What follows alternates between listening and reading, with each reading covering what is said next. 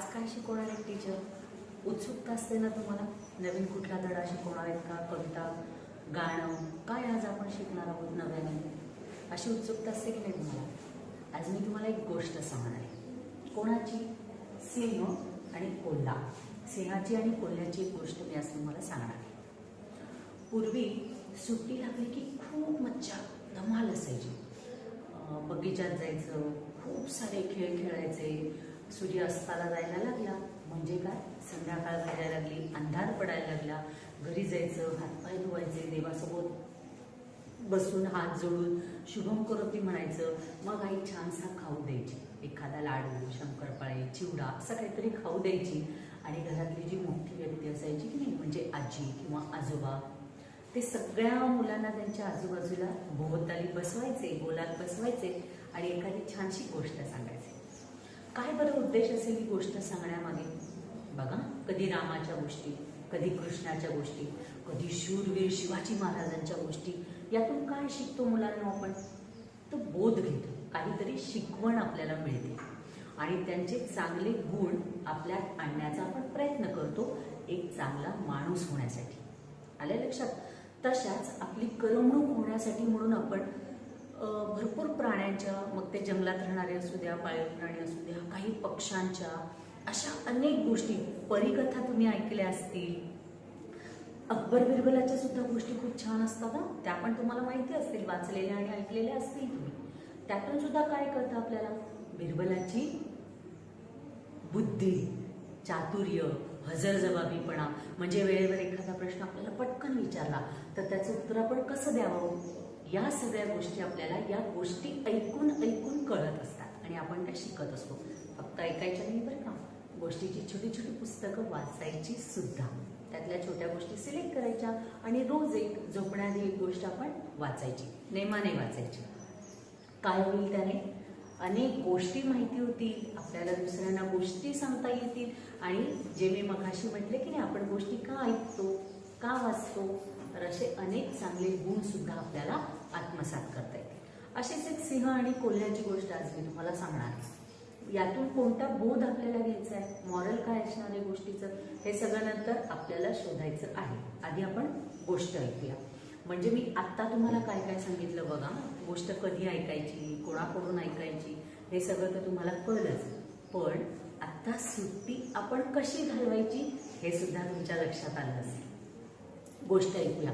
आपल्या पाठ्यपुस्तकात आहे, पण नुसती गोष्ट मी तुम्हाला वाचून दाखवणार नाही, मी गोष्ट सांगते. कधी कधी काय होतं बघा, आपण पुस्तकातले धडे एकदा, दोनदा, तीनदा, पुन्हा पुन्हा वाचतो छान लक्षात राहण्यासाठी. इतक्या वेळा वाचतो की ते आपले पाठ होतात. पण गोष्टीचं असं नाही आहे. गोष्ट तुम्ही एकदा नीट लक्ष देऊन ऐकली आणि एकदा दोनदा वाचली की ती गोष्ट सिक्वेन्सने आपल्या लक्षात राहते, क्रम आपल्या लक्षात राहतो. काय झालं, सुरुवात कशी होती, मग नंतर काय घडलं, त्यापुढे काय झालं, मग हे सगळं आपल्याला क्रमाने आठवत जातं जर आपण गोष्ट लक्षपूर्वक ऐकली असेल आणि एकदा दोनदा वाचली असेल. येतं लक्षात? म्हणून आधी मी सांगते तुम्हाला गोष्ट, ती ऐकायची आहे. वही पुस्तक सगळं बंद करून ठेवायचे. जंगलातला राजा कोण? सिंह. असंच एक जंगल होतं. त्या जंगलात एक सिंह राहत होता, पण तो आजारी पडला. आता आपण कसं बघा, आपला मित्र आजारी असेल, मैत्रीण आजारी असेल किंवा आपल्या नातेवाईकात कोणी आजारी असेल तर त्यांना भेटायला जातो, हो की नाही? का भेटायला जातो सांगा बघू मला. काय असतं कारण हे भेटायला जाण्यामागे? जी व्यक्ती आजारी आहे त्या व्यक्तीला आपण भेटल्यानंतर आपण एखादा विनोद सांगतो किंवा आपल्या आसपास घडलेल्या काही अशा आनंददायी गोष्टी सांगतो ज्यामुळे त्या आजारी असलेल्या व्यक्तीला प्रसन्न वाटतं, छान वाटतं. काही वेळ आपल्याशी गप्पा मारण्यात, हसण्यात, बोलण्यात त्या व्यक्तीने घालवला की तिचं आजारी पडल्याचं जे दुःख असतं, काही हात दुखत असेल म्हणा, पाय दुखत असेल म्हणा किंवा ताप आला असेल म्हणा, तर हे दुःख काही वेळासाठी ती व्यक्ती विसरते आणि आपल्याबरोबर ती हसण्यात सामील होते. त्याने काय होतं, आपण जेवढे हसतो, जेवढे आनंदी राहतो, तेवढे आपण लवकर बरे होतो. म्हणून जर कोणी आजारी असेल, हॉस्पिटलमध्ये ॲडमिट असेल तर आपण भेटायला जावं, पण परवानगी घेऊनच, विथ परमिशन. नाहीतर काही वेळा एखादा आजार असा असतो की त्या माणसाला फारशी बोलण्याची हसण्याची परमिशन नसते, परवानगी दिलेली नसते. मग अशा वेळी मुद्दाम आपण भेटायला जायचं का? नाही. आणि हॉस्पिटलमध्ये असताना तर टाळायचं. इथे का रेफरन्स दिला मी? सिंह आजारी होता. आले लक्षात? त्या सिंहाला भेटायला एक कोल्हा आला. तर कोल्हा तर तुम्हाला माहिती आहे, अनेक गोष्टी कोल्ह्याच्या माहिती आहे. कोल्हा कसा प्राणी आहे? चपळ आहे हे तुम्हाला माहिती आहे, बरोबर? दिसतो कसा?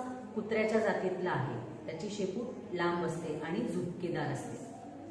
कोल्ह्याचं वर्णन मी तुम्हाला सांगणार नाही, पुस्तकात चित्र दिलेलं आहे, त्या अनुषंगाने तुम्ही ते चित्र बघून कोल्ह्याचं वर्णन म्हणजे कोल्हा कसा दिसतो हे समजून घ्यायचे. कळलं? पण साधारण हे सारखे दिसणारे प्राणी आहेत, माहिती आहे तुम्हाला. कोल्ह्याचं वैशिष्ट्य काय? तर तो लबाड असतो. तुम्हाला माहिती आहे, कनिंग फॉक्स, धूर्त कोल्हा, लबाड कोल्हा, त्याच्या अनेक गोष्टी तुम्हाला माहिती आहेत. काय?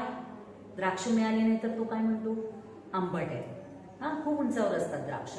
कोल्हा उड्या मारून ते घेण्याचा प्रयत्न करतो, काढण्याचा प्रयत्न करतो, पण त्याला मिळतात का? नाही. तिथपर्यंत त्याची उडी उंची पोचत नाही. मग तो काय म्हणतो? जाऊ दे, ती द्राक्ष आंबट आहे. कळलं कसा लबाड आहे? नंतर कावळ्याच्या चोचीत एक भाकरीचा तुकडा असतो. आता ही गोष्ट वेगवेगळ्या प्रकारे सांगितली जाते मुलांना.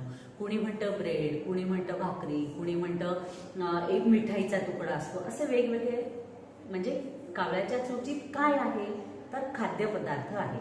एवढं लक्षात ठेवायचं. काहीतरी खाण्यासाठीचा एखादा पदार्थ आहे, तो असतो. आणि कोल्ह्याला तो हवा असतो, त्यालाही भूक लागलेली असते. मग तो काय करतो? त्याला एक युक्ती सुचते. तो म्हणतो, या कावळ्याची आपण स्तुती करूया. झाडाच्या फांदीवर बसलेला असतो कावळा आणि त्याच्या चोचीत भाकरीचा तुकडा असतो. तर स्तुती करूया म्हणजे काय? तर कावळ्याला छान छान म्हणूया. कावळा कसा आवाज काढतो? काव काव, कर्कश ओरडतो. आपल्याला आवडतो का कावळ्याचा आवाज? नाही. जेवढी चिव चिव किंवा पोपटाचं मिठू मिठू आपण जेवढं आनंदाने कौतुकाने ऐकतो, तेवढं कावळ्याचं काव काव ऐकतो का? नाही. बरोबर की नाही? पण हा कोल्हा काय करतो? त्याला भाकरीचा तुकडा हवा असतो. मग तो कावळ्याची खोटीच स्तुती करतो. त्या कावळ्याला म्हणतो, कावळे दादा, कावळे दादा, तुम्ही किती छान गाता, गा ना एक गाणं माझ्यासाठी. कावळ्याला वाटतं, छे छे, हा काहीतरी उगाच मला असं सांगतोय गा वगैरे. मी काय, मला कुठलं गाणं गाता येणार? परत कोल्हा म्हणतो, नाही हो, तुम्ही जो आवाज काढता ना तोच खूप मधुर असतो, गोड असतो, गा ना माझ्यासाठी एकदाच एकदाच. असं 2-3 वेळा जेव्हा कोल्हा म्हणतो तेव्हा कावळ्याला वाटतं, जाऊ दे, एकदा पण याच्यासाठी आवाज काढला तर काय फरक पडणार आहे, काढूया. म्हणून कावळा काय करतो? चोच उघडतो आणि काय होतं? भाकरीचा तुकडा खाली पडतो. कोल्हा तोंड वाचून उभा असतो तिथे. पटकन तो भाकरीचा तुकडा कॅच करतो आणि खाऊन टाकतो. कोल्हा कसा प्राणी आहे माहितीये तुम्हाला? जरी जंगलात राहत असला तरी त्याला जर शिकार नाही मिळाली तर तो फळं, झाडाची पानं किंवा आपण जे जेवण जेवतो यातले काही अन्न पदार्थ हे खाऊन सुद्धा त्याचं पोट भरतो. हे तुम्हाला माहिती आहे. म्हणजे तो दोन्ही खातो, शाकाहारी मांसाहारी दोन्ही आहे. तर तसं कोल्ह्याने तो भाकरीचा तुकडा मिळवला कावळ्याकडनं आणि स्वतःची भूक भागवली. आता एवढ्याशा तुकड्याने भागणार नाहीये, पण बुडत्याला काडीचा आधार असं आपण म्हणतो की नाही. थोडीशी भूक लागली आहे, 2 मिनिट बस, हा, तसं तेवढीच भूक त्या कोल्ह्याची सुद्धा भागली. असा लबाड हा कोल्हा या सिंहाला भेटायला जातो. आता आपण पुन्हा मूळ गोष्टीकडे येऊया. कोल्हा कसा असतो हे मी तुम्हाला सांगितलं. कोल्हा हा प्राणी कसा आहे, त्याचा स्वभाव कसा आहे.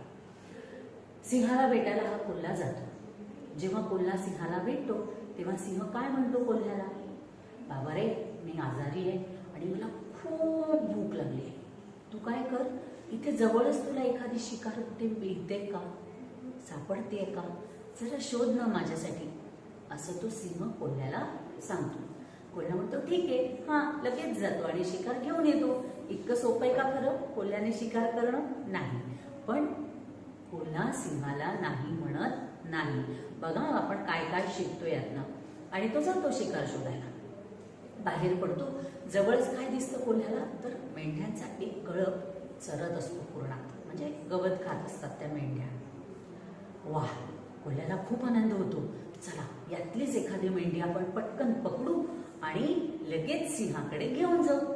शिकारही होईल, सिंहाला शिकार आपल्याला देताही येईल, सिंहाचं पोट भरेल आणि थोडीफार आपल्यालाही खाता येईल, असा विचार कोल्हा करतो. आणि असा दबा धरून बसतो. कधी मेंढी आपल्या तावडीत येईल तेवढ्या अंतरापर्यंत येईल आणि कधी आपण झडप घालून त्या मेंढीची शिकार करू असं त्या कोल्ह्याला झालेलं असतं. पण लक्षात ठेवा, त्या मेंढ्या काही अशाच चरायला सोडून दिलेल्या असतात का मेंढपाळाने? मेंढपाळ म्हणजे कोण? मेंढ्या पाळणारा, त्याला म्हणायचं मेंढपाळ. त्याने अशाच सोडून दिलेले असतात का? नाही. त्या मेंढ्यांची राखण करण्यासाठी त्यांच्या मागे एक कुत्रा सुद्धा असतो. म्हणजे समजा जंगलातल्या एखाद्या प्राण्याने जर अटॅक केले, झडप घातली एखाद्या मेंढीवर, तर हा कुत्रा त्या प्राण्याशी 2 हात करणार, म्हणजे लढणार आणि मेंढ्यांना प्रोटेक्ट करणार, त्यांना त्यांचं रक्षण करणार. असं म्हणून एक कुत्रा सुद्धा यांच्या मागे त्या मेंढपाळाने ठेवलेला असतो. तो कुत्रा हे सगळं लांबून बघत असतो. इथे कोल्हा आहे, तो दबा धरून बसलाय आणि तो मेंढीवर लक्ष ठेवून आहे. मेंढी म्हणजे कोण? शीप. हे सगळं तो कुत्रा सुद्धा बघत असतो.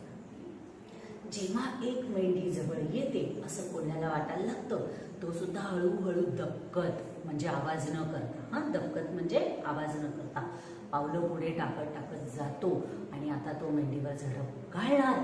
तेवढ्यात कुत्रा जोरात भरधाव धावत येतो. आता तो कोल्ह्याला पकडणार. कोल्हा घाबरतो आणि कोल्हा धावत सुटतो. सगळी ताकद एकवटून तो जोरात धावायला लागतो. कुत्रा त्याच्या मागे लागलेला असतो. पण एका ठराविक अंतरानंतर काय होतं मुलांनो? कुत्र्याचं मुख्य काम काय आहे? मेंढ्यांचं रक्षण करणं. मग तो कोल्ह्याच्या मागे उगाचच धावत सुटेल का? नाही. काय विशिष्ट अंतराच्या पुढे कोल्हा निघून गेल्यानंतर कुत्रा परत येतो मेंढ्यांचं रक्षण करण्यासाठी आणि मग कोल्ह्याचा जीव भांड्यात पडतो. सुटलो बाबा एकदाचा, गेला तो कुत्रा परत.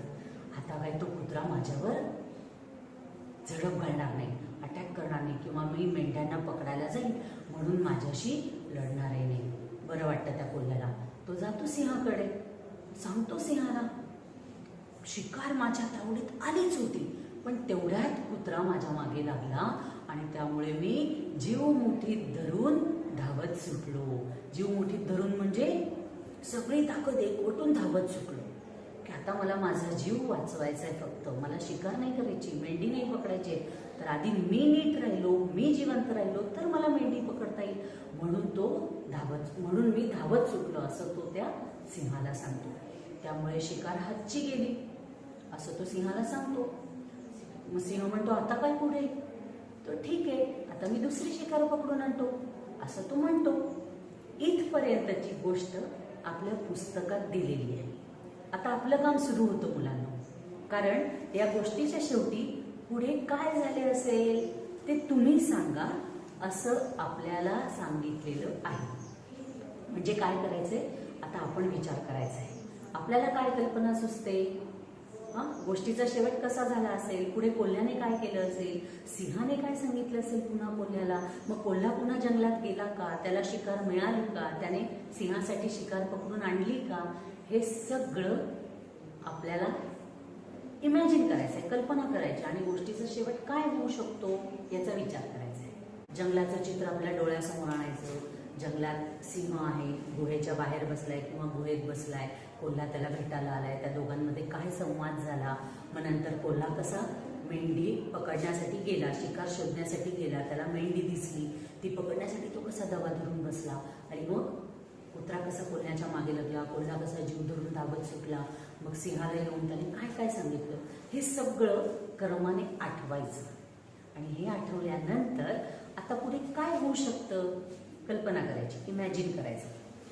प्रत्येकाची कल्पनाशक्ती वेगळी वेगळी असणार आहे. म्हणजे जे मी इमॅजिन करीन तेच तुम्ही कराल का? नाही. प्रत्येक जण वेगळी कल्पना करू शकतो की नाही. प्रत्येकाच्या डोक्यात वेगवेगळे आयडियाज असू शकतात. त्यामुळे प्रत्येक मुलाचा या गोष्टीचा शेवट हा वेगवेगळा असू शकतो. गरजेचं नाही की एकाच प्रकारे गोष्टीचा शेवट झाला पाहिजे, पण अशा प्रकारे शेवट करायचा की ज्यातून आपल्याला काहीतरी बोध मिळणार आहे, काहीतरी मॉरल आपल्याला त्यातून मिळणार आहे, असा शेवट गोष्टीचा झाला पाहिजे. हे फक्त लक्षात ठेवायचं मुलांना. तुम्ही प्रयत्न करा. वेगवेगळे 2-3 शेवट मी तुम्हाला सांगेन पुढच्या तासाला. आता फक्त तुम्ही प्रयत्न करा तोपर्यंत. कसा प्रयत्न करायचा? गोष्ट तर तुम्ही ऐकली आहे माझ्याकडनं, फक्त शेवट तुम्हाला माहिती नाहीये. आता ही गोष्ट तुम्ही एकदा दोनदा वाचा. मी तुम्हाला गोष्ट तोंडी सांगितली, पण पुस्तकात दिलेली गोष्ट कशी वाचायची, कुठे थांबायचं, टोन कसा बदलायचा, हे सगळं सुद्धा आपल्याला कळलं पाहिजे. म्हणून ही गोष्ट मी तुम्हाला एकदा वाचून दाखवणार आहे. ती तुम्ही ऐकायची. कळलं? नुसती ऐकायची नाही, बोट ठेवायचं. टीचर कुठे पॉज घेतात, कुठे टोन चेंज करतात, त्यांचा आवाज कसा वाढतो, कसा कमी होतो, म्हणजे आवाजातला चढ उतार हा सुद्धा तुमच्या लक्षात आला पाहिजे. जेव्हा कोणी तुम्हाला एखादी गोष्ट वाचून दाखव म्हणून सांगेल, तेव्हा हे सगळं लक्षात ठेवून आपण गोष्ट वाचायची असते. लक्षात ठेवा, धड्यासारखी सरसकट पहिल्या वाक्यासारखं शेवटचं वाक्य आपल्याला गोष्टीत वाचायचं नसतं. हे सुद्धा लक्षात ठेवायचं मुलांना. आता एकदा ही गोष्ट मी वाचते, तुम्ही बोट ठेवा, ऐका, मग तुम्ही ही गोष्ट वाचा आणि नंतर गोष्टीचा शेवट काय होऊ शकतो यावर विचार करा. आला लक्षात? पटकन उघडा पृष्ठ क्रमांक 2. लेसन नंबर पण 2च आहे. काय आहे ही गोष्ट आहे? सिंह आणि कोल्हा. त्याच्याखाली आपल्याला काय इन्स्ट्रक्शन्स दिल्यात, सूचना दिल्यात, एकदा वाचूया. चित्रे पहा. प्रत्येक चित्रात काय काय दिसते ते सांगा. गोष्ट ऐका, गोष्ट सांगा. नेक्स्ट ऍक्टिव्हिटी काय आहे आपली? आपल्याला गोष्ट सांगायची आहे. कळलं? नुसती वाचायची नाही. म्हणजे बघा, तुम्ही आधी गोष्ट नीट ऐकली, मग तुम्ही गोष्ट नीट वाचायला शिकताय आणि त्यानंतर तुम्हाला गोष्ट सांगता आली पाहिजे. एक होते जंगल, तिथे होता सिंह. तो पडला आजारी. आता या सिंह या शब्दावर डॉट असतो बघा, तो जोडबिंदू, जोरबिंदू. त्याचा कुठेही आपण म्हणताना सिंह असं म्हणतो, म्हणजे नाकातून नचा उच्चार करतो. सिंह असं म्हणत नाही. पण लिहायचं कसं हे लक्षात ठेवा. कोल्हा आला त्याला भेटायला. सिंह म्हणाला, मला भूक लागली, मी आजारी आहे, तू इथे जवळच शिकार शोध. ऑर्डर देतो की नाही तो? मग त्या टोनमध्ये आपल्याला ते सांगता आलं पाहिजे. लगेच निघतो. कोल्हा म्हणाला. कोल्ह्याला रानात मेंढ्या चरताना दिसल्या. कोल्हा मनाशी म्हणाला, वाह, चांगली शिकार आहे, एक मेंढी पकडू, सिंहाकडे घेऊन जाऊ. कोल्हा हळूहळू मेंढीजवळ जाऊ लागला. कुत्रा दुरून हे पाहत होता. कुत्रा कोल्ह्याच्या मागे धावला. कोल्हा वेगाने पळून गेला. कोल्हा मनाशीच म्हणाला, सुटलो बुवा एकदाचा, चला आता सिंहाकडे जाऊ. सिंह म्हणाला, काय रे, काय झालं, कुठे आहे शिकार? सिंहाचा आवाज येतो. कसा असला पाहिजे? दमदार, खणखणीत. कोल्हा म्हणाला, शिकार दिसली, मी पकडायचा प्रयत्नही केला, तेवढ्यात कुत्रा माझ्यावर धावून आला, म्हणून मी परत आलो. आता जातो, दुसरी शिकार शोधतो. त्याने लगेच सांगितलं सिंहाला की जातो मी आता, दुसरी शिकार शोधतो, बघतो तुमच्यासाठी कुठे दुसरी शिकार मिळते का. इथे आपण थांबूया. आता तुम्ही विचार करून ठेवा की या गोष्टीचा शेवट काय होऊ शकतो. मग आपण पुढच्या तासाला बोलूया.